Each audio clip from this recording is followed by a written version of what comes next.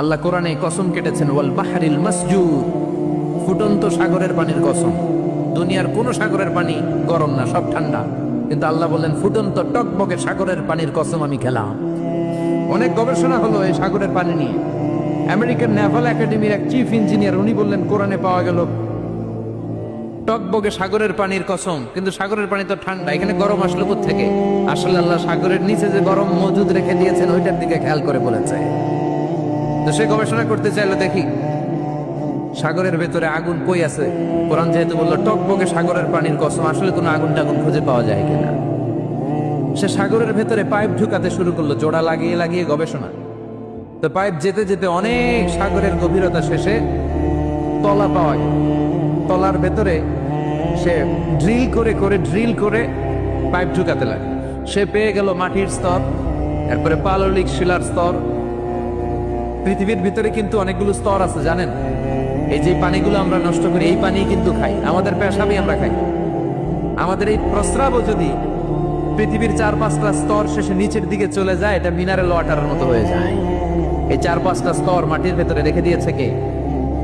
পাললিক শিলা, রূপান্তরিত শিলা, আগ্নেয়গিরির শিলা। এরপরে যখন সে পাইপ ঢুকাতে শুরু করেছে, সে দেখতে পেল এই পাইপগুলো গলে গলে গলে গলে পানি হয়ে যায়। এত আগুন, এত গরম, সে তো অবাক। সে অবাক পৃথিবীর ভিতরে এত আগুন আসলো থেকে। তো এই আগুনের টেম্পারেচারটা কতটুকু পাওয়ারফুল এটা চেক করার দরকার আছে না নাই? সে বলল I need fire proof pipe, bring from America. America থেকে ফায়ার প্রুফের পাইপ আনো, পরীক্ষা চালায় দেখি। ফায়ার প্রুফের পাইপ আনা হলো, এবার ফায়ার প্রুফের পাইপ ঢুকাইতে শুরু করছে। সাগর শেষে তলা, পাললিক শিলা, রূপান্তরিত শিলা, আগ্নেয়গিরির শিলা।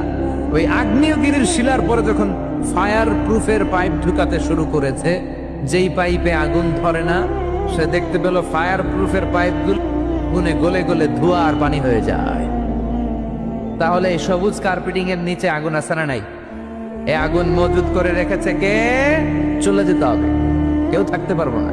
কিন্তু এই জিনিসটা আমাদের স্মরণেই আসে না।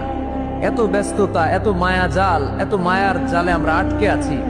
এত ব্যস্ত লাইফ, সকালবেলা অফিস, বিকেল বেলায় অমুক কাজ, তারপরে অমুক কাজ, একটার পর একটা কাজ চলতেই থাকে।